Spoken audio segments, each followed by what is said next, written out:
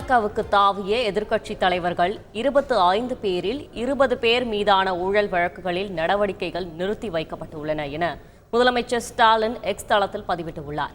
இது பற்றின கூடுதல் தகவலை செய்தியாளர் ரமேஷ் வழங்கிட கேட்கலாம். ரமேஷ் வணக்கம். மேலும் முதலமைச்சர் ஸ்டாலின் வெளியிட்டுள்ள பதிவில் குறிப்பிட்டுள்ள விஷயங்கள் என்ன, முழு விவரத்தையும் பதிவு செய்யுங்கள். வணக்கம். ஊழல்வாதிகளை எல்லாம் கட்சியில் இணைத்து உத்தமர்களாக்கிவிட்டு ஊழலை ஒழிப்போம் என்று பிரதமர் பேசி வருவதாக தமிழ்நாடு முதலமைச்சரும் திமுக தலைவருமான திரு மு.க. ஸ்டாலின் சமூக வலைதளத்தில் கருத்து ஒன்றை பதிவிட்டிருக்கிறார். இந்த கருத்தை பதிவிடுவதற்கு முன்னாக முதலமைச்சர் ஒரு சில ஆங்கில நாளிதழின் செய்தியை குறிப்பிட்டு அந்த கருத்தை பதிவிட்டிருக்கிறார். அதாவது பாஜகவுக்கு தாவிய எதிர்க்கட்சி தலைவர்கள் 25 பேரில் 20 பேர் மீதான ஊழல் வழக்குகளில் நடவடிக்கைகள் நிறுத்தி வைக்கப்பட்டிருப்பதாக ஆங்கில நாளிதழ் செய்தி ஒன்று வெளியாகி இருக்கிறது. இந்த செய்தியை தான் சமூக வலைதளத்தில் முதலமைச்சர் திரு மு.க. ஸ்டாலின் சுட்டிக்காட்டி ஒரு கருத்து ஒன்றை வெளியிட்டிருக்கிறார்.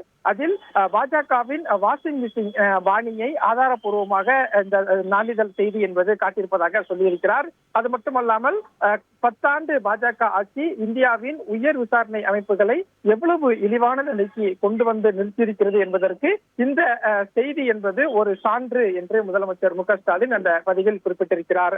அதே போல பேச நாயிரண்டுடையாய் போற்றி என பேரறிஞர் அண்ணா அன்று சொன்னது யாருக்கு பொருந்துகிறதோ இல்லையோ, ஊழல்வாதிகளை எல்லாம் கட்சியில் இணைத்து உத்தமர்களாக்கிவிட்டு ஊழலை ஒழிப்போம் என கூசாமல் பேசி வரும் பிரதமருக்கு இந்த செய்தி பொருந்தும் என்று முதலமைச்சர் திரு மு.க. ஸ்டாலின் அந்த செய்தியில் குறிப்பிட்டிருக்கிறார்.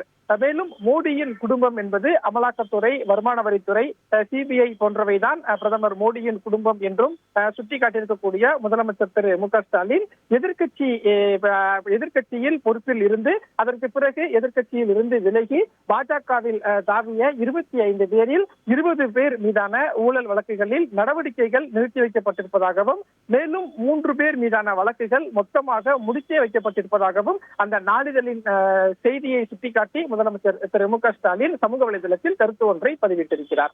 விவரங்களுக்கு நன்றி ரமேஷ்.